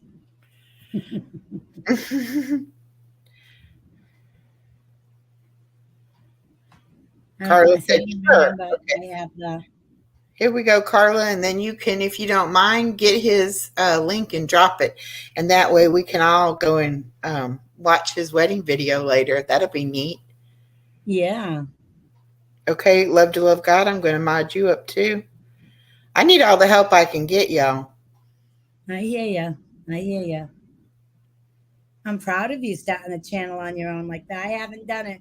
I don't have I'm afraid of all this stuff going on, you know. Well, I'm not really afraid of all the drama because I'm not going to talk about any right. That's the best way to do it. Any cases or, well, I mean, I did do a little thing about, for Monkey back when it first came out about them digging up the backyard. I did put a little video on my channel, just, praying, praying for Brandy, but I mean, I don't plan on getting into the true crime aspect too much. And as far as I'm concerned, until somebody does something to me, I don't have a problem with anybody. So, as long as everybody comes in and has a good time, then I'm willing to have anybody and everybody. Exactly. And, if you have a problem with somebody, kind of like how Iris does it. Right. I love when you're in here. And, if you want to have something to say to them, say to it, off YouTube or, somewhere else. Don't bring it here, Exactly. And it would be nice if we could have another channel like that, Yeah. And I mean, I've kind of said a couple things in chat the last couple of purples, just because I get so sick and tired, everybody getting up there hollering over each other. Yeah, it's hard. It's like, wait till somebody finishes their sentence and then speak out. Right. And I think both Heidi and Karen, they're both trying to read and respond to chat. I kind of feel like when you're up on panel, don't worry about the chat. And then if something does catch your eye or whatever, wait until there's a break in the conversation where you can bring that up, or whatever. You don't have to just do it all at the same time. Right. Because for me as a subscriber, it's hard to listen and try to follow a conversation when you've got 5 people talking over each other and you don't know where you're supposed. Are you supposed to be paying attention to chat, paying attention to the panel, paying attention to the host? It's kind of just like, okay, this is confusing. I'm getting a headache. I don't want to do this, Right. But that's right. Imagine the way the creators feel. The creators feel the same way, Look how upset Purple gets, I mean, and you can hear it in her voice, and it breaks my heart that people, they do that. I wouldn't say I couldn't allow it. I couldn't, No, and I would be the kind that I would say, okay, yes, I'm your friend, but right now I'm talking about this. And if you can't hush for a minute, then I'm going to drop you. You can get Right. down in chat and you can say whatever you want to in the chat. I don't care about that. But if I'm really trying to cover something, and see, that's where I know Purple has a plan on what she wants to cover, but then Right. everybody comes in and starts saying stuff and it gets hijacked. And then you don't even she doesn't even get to cover what she really wants to cover. So Exactly. my plan is I'm going to have whatever my topic is. And I mean, when I first come on, I'll chit chat and tell everybody what I've been doing, what's going on. Then I'll present whatever it is I'm talking about. And then after that, we can talk about whatever.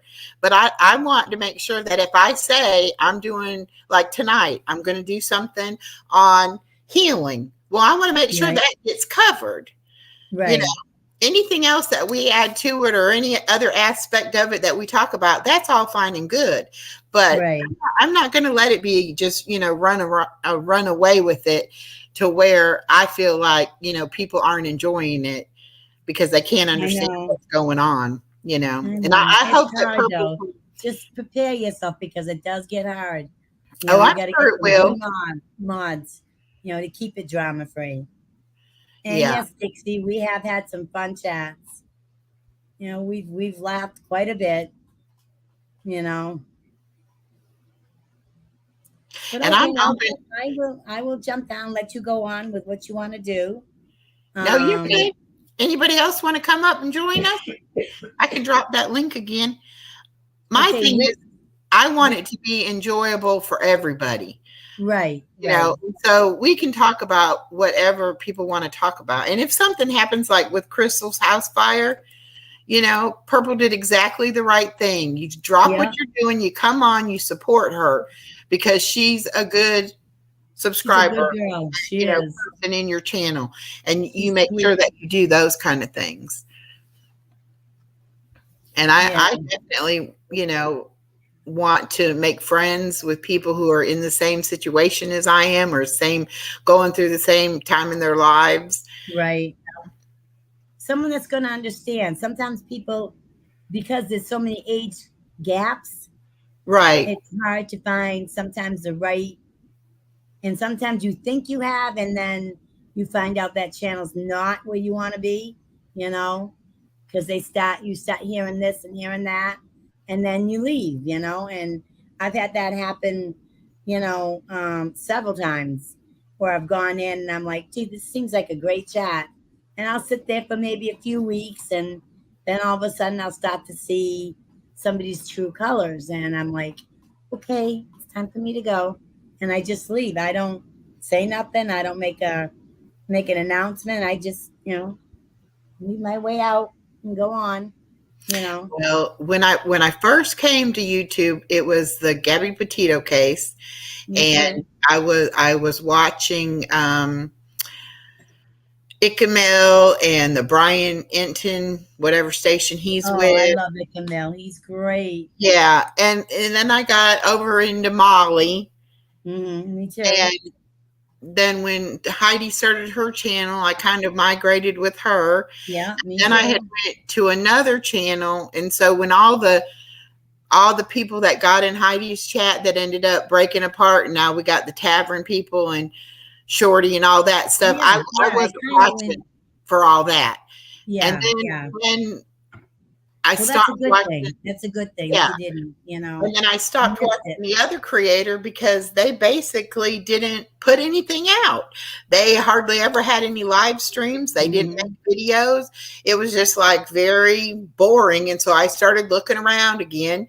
And that's when I found Purple one day. And I started watching Purple, and then I seen Heidi, and I was like, okay, well, I remember Heidi.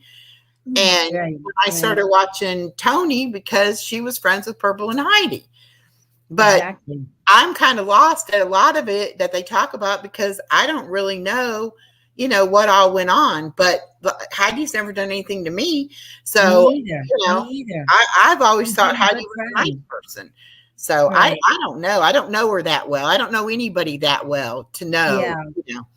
Well, I've known Heidi, and I was in their channel for about a year.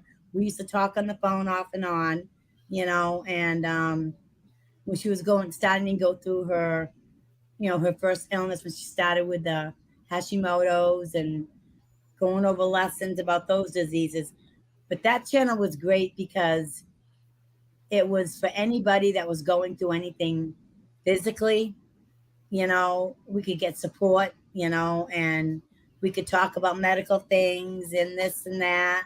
And it was a good channel, and I hated to see her have to take it down, but I understand physically, mentally what she had gone through.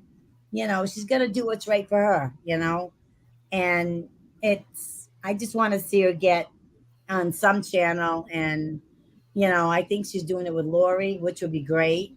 Yeah, that would be great. Lori is awesome, and she can put a little things that we may not understand into perspective, and that's what I like to have variety.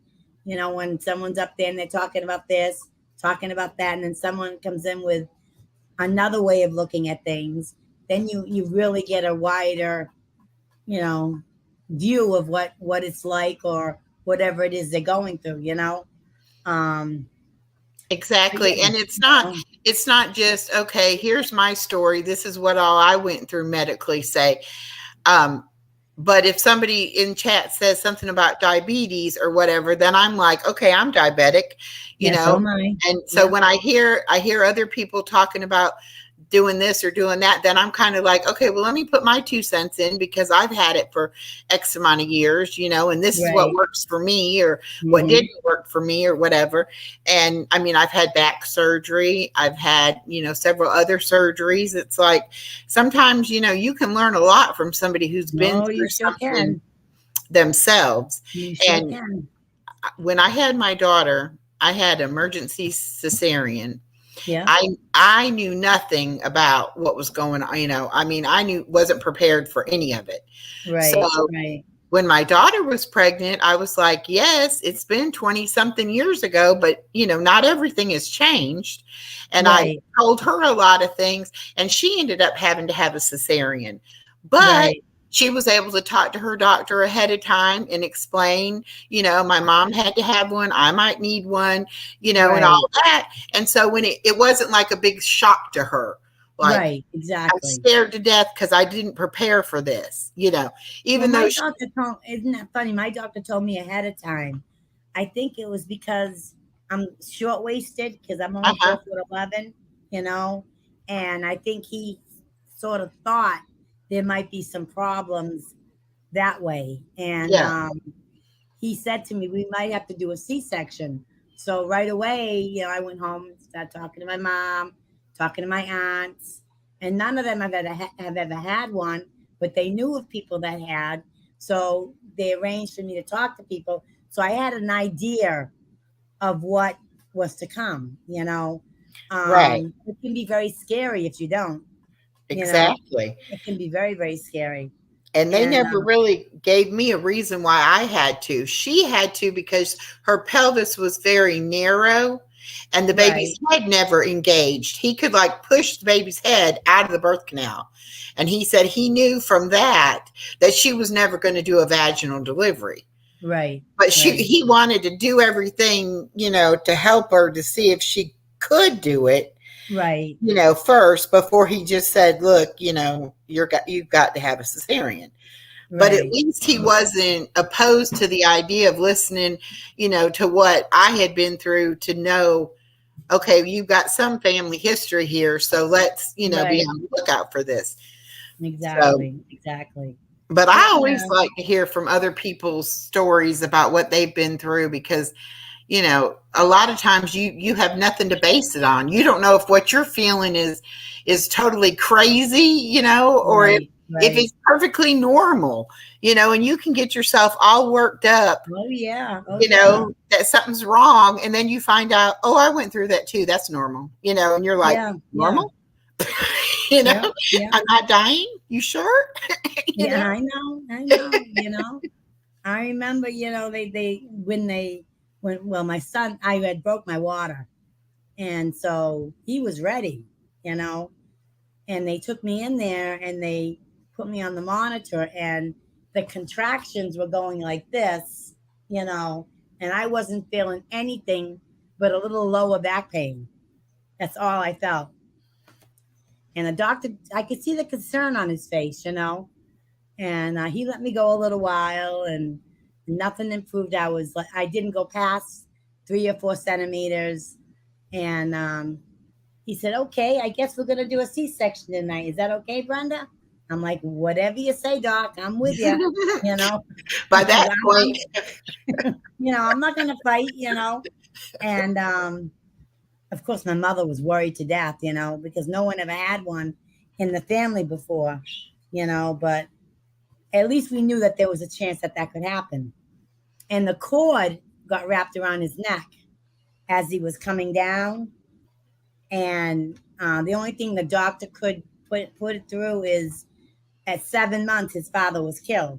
So I went through a traumatic experience, which could have caused, a lot of stress inside of the womb, that could have caused it. But it was a good thing that you didn't push, because I know that could have been hard for him. Yeah. So I was really glad that he knew what he was doing, and everything turned out fine. I mean, there was no discolor. His coloration was good. He didn't lose any oxygen, because they worked quick, Yeah. I think I was in there in an hour and 10 minutes, and I was out in recovery, so. Right. So they worked really quick. But yeah, I mean, it can be scary if you don't know what it is, I mean, just like when, anything that goes on in your life, whether it be, you talk about a divorce, you talk about any illness, of course, is going to be concerning. I'm a diabetic. I had a stroke. In 97. I didn't realize I was having a stroke. I didn't have no pain. I remember my ex-husband stopping by. It was Halloween night, and he was talking about going to a Halloween party, and I had made a boiled dinner. He goes, I knew you were making a boiled dinner tonight. I said, you did? And he goes, yeah, I could smell it all the way down the street. He said, I got to have a plate. I said, well, help yourself, And I guess something in there got my blood pressure going, and it just went sky high. And I remember feeling kind of odd, but I said, you know what? I'm going to go to bed and I'm going to sleep and see how I feel in the morning, which is the worst thing a patient can do. When you don't feel right, you notify them right away, But you hadn't had a stroke before, right? No. So you didn't really have a clue that's what it even was. I had no clue. Yeah. And when I got up in the morning, one of my friends had come over. She always came over and brought a pot of coffee, and we'd sit and have coffee. And she said, what's wrong with you? And she could see the side of my face was drooping down, and I said, I don't know. And she said, it looks like you had a stroke. And I said, I don't know. I don't know what happened. I was fine. I went to bed, and, so when I waited for my sister to get home, I should have called an ambulance, but I didn't want to. I waited the whole day because she was working for hospice, because I wanted to have a family member with me. I didn't want to go alone. Right. So when she got, I wasn't going to tell her to get out of work early, So once she got home, she came and picked me up, and we went to her house. She wanted to make sure, because she's a nurse. Well, she was a CN for hospice, so she's seen what a stroke looked like. My mother had one. My father had one. When I looked in the mirror, I could see it drooping, but it was only on that one side, and it wasn't really, really, really bad. I mean, I could still move my hands. It was the communication and my memory. My memory seemed to be off. I couldn't remember words. I knew what I wanted to say, but I couldn't say it, So she took me in, and they tried to say first it was vertigo, and my sister's like, are you crazy? Can't you see her mouth drooping? My sister had a stroke. I want somebody else in here. She was on the warpath. You know, she's 8 years younger than me, you know, but it's only her and I now. There's nobody else. So she was Well, having a fit, sometimes that's exactly what you need when you're not Exactly. That's feeling why I didn't want to go yourself. alone. Right. You need You somebody to know, advocate for you. Exactly. exactly. So, she went in and they brought in whatever the doctor was, whoever the doctor was. And he ended up being my primary care for at least 10 years after my stroke.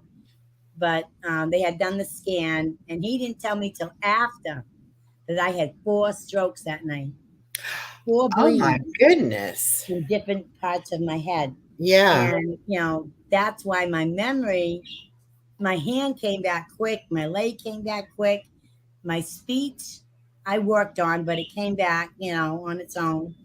But my memory, no. That's probably where the biggest one was. Because they said I lost like 72% of my short-term memory. The file, I try to look at it as a computer, Mm-hmm. and you take that file out of there Yep. and it's gone. That's what it felt like. I couldn't Right. remember things that I knew had happened. Someone would mention it to me, and I'd be like, I know I remember it, but I can't. It's not coming to me, And it would be like that just for short. Okay, I got to take this. If I didn't write it down, I wouldn't remember it. I had to keep writing notes, playing games on the computer to help with memory. Mm-hmm. I did that all on my own. That wasn't recommended by anybody, but I knew that if I could get some of it working, I could maybe get all of it to work. All Well, right. they Now that say people that that have wasn't, traumatic brain injury can retrain their other parts of their brain to do they can. whatever the part, that's gotten injured that they can't use that part. Yes. They can learn. And that's a good tip too, Miss Brenda, for people getting into their 60s and getting older. You have to use your brain and your memory. If Yes. you don't, you will lose it. You will lose So, it. Yes. do crossword puzzles, Do whatever you like. whatever you can find to do to make you work your brain a little bit. It really does make a And difference. it doesn't have to be hours. It can be a half hour to, maybe an hour a day. The games are there. There's all kinds of memory games, where you have to, go in and figure out what's going on. And it took I did it like an hour. I'd say about an hour, maybe an hour to an hour and a half. I would try different ones. Some would be reading comprehension. Did I remember that right? Is that because I would forget it, I couldn't even read a book at that point. I'm an avid book reader, and pick up a book and start it and maybe get through the whole first chapter, walk away, get something to drink or have a cigarette, come back, and it's gone. I don't remember what I read. Uh-huh. So yeah, and the first signs, as soon as you start to feel them, you start to feel a little weird, and you notice if you can't do your vowels, the first thing is if you think you're having a stroke, take an aspirin. Second thing, try to make your vowel signs, A-E-I-O-U. If you can't do that, then you're definitely having a stroke. And if you another thing is if you smell burnt toast. I heard that somewhere. I don't know if that's a fact or not. I'm not sure. But someone told me, did you smell burnt toast? And I couldn't remember. Yeah. I still don't remember if I did or not.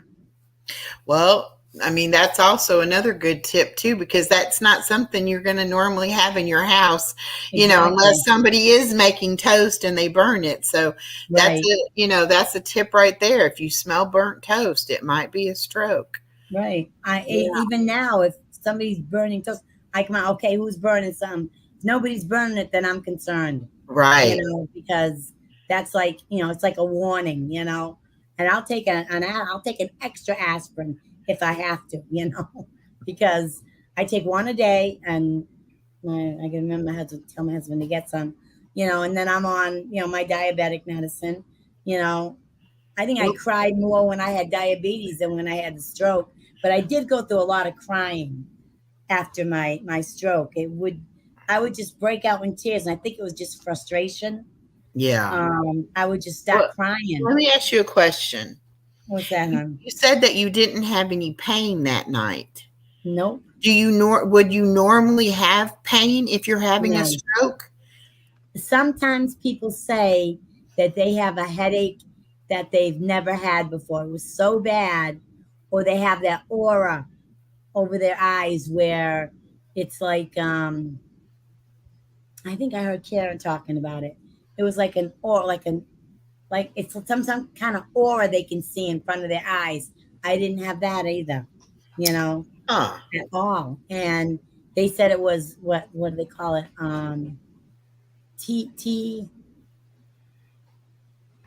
TIA or T. Oh, see, it's been so long. See, um, it's the smaller stroke. It's not the one that's.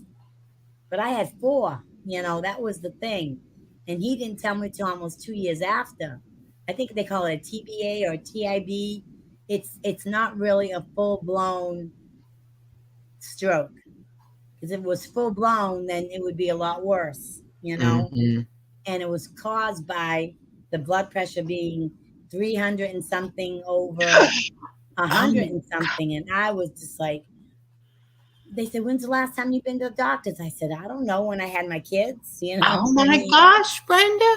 I was in my late, I was just going to be 40.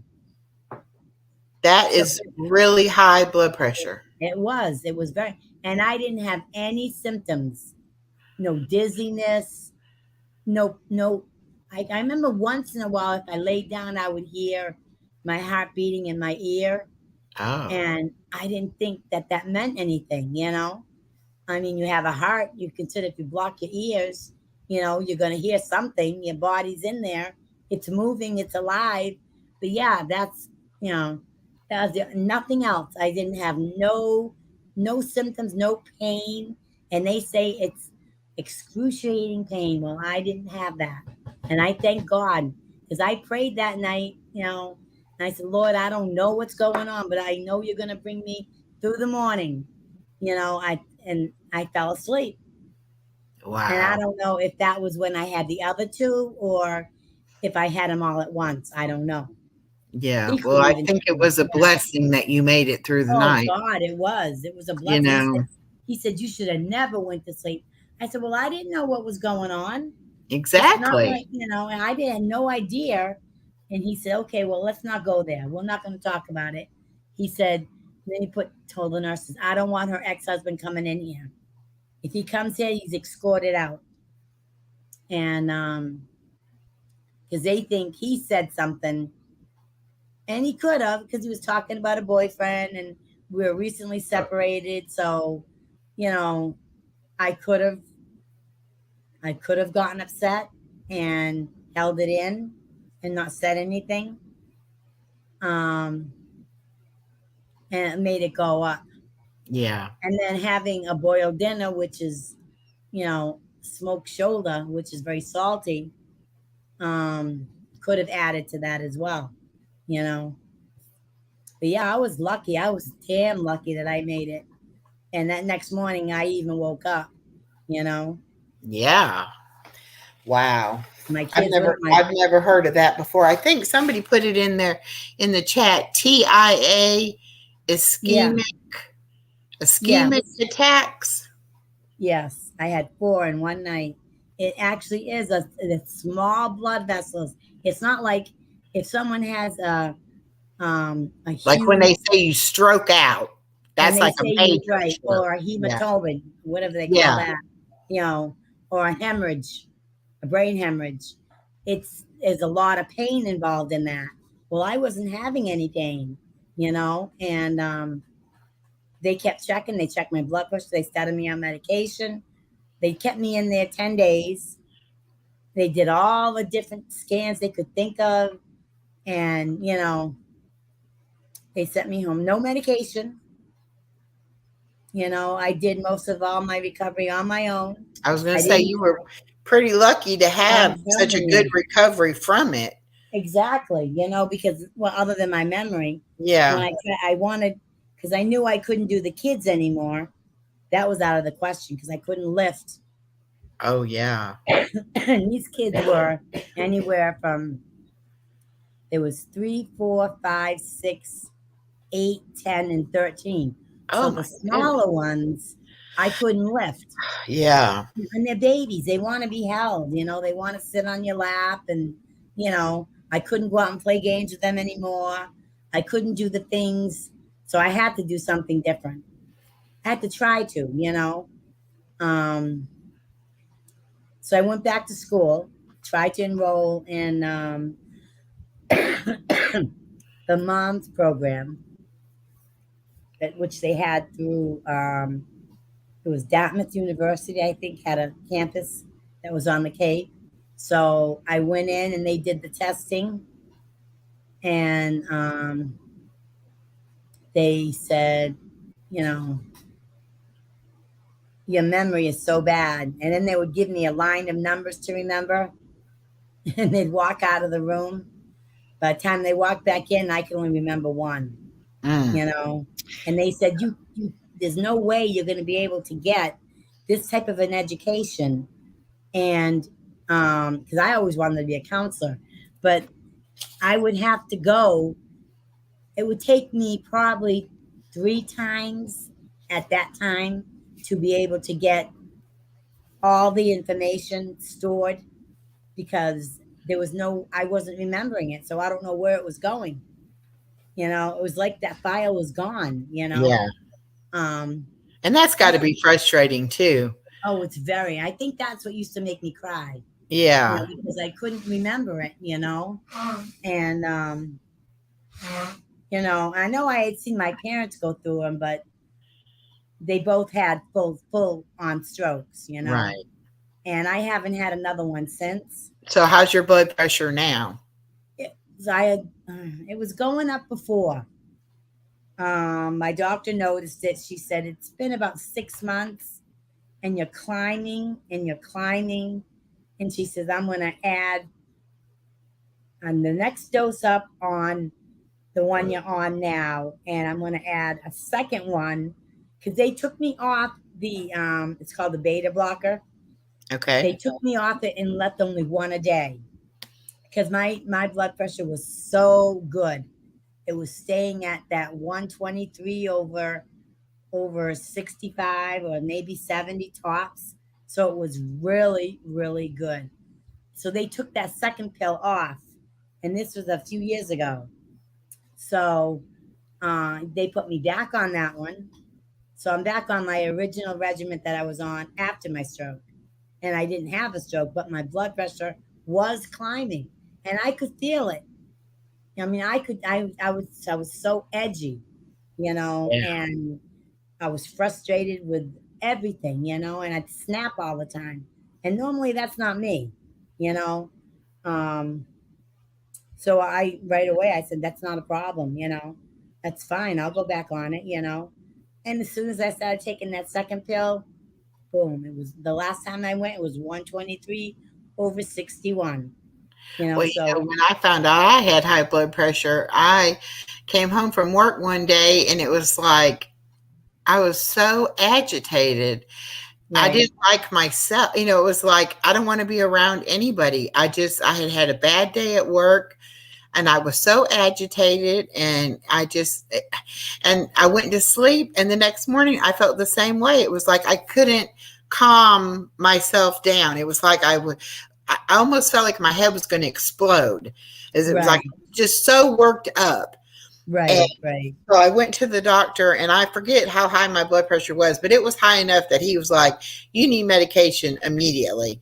And, you know, got it taken care of. But now I only take one medication and I take a water pill, but my blood pressure is so low.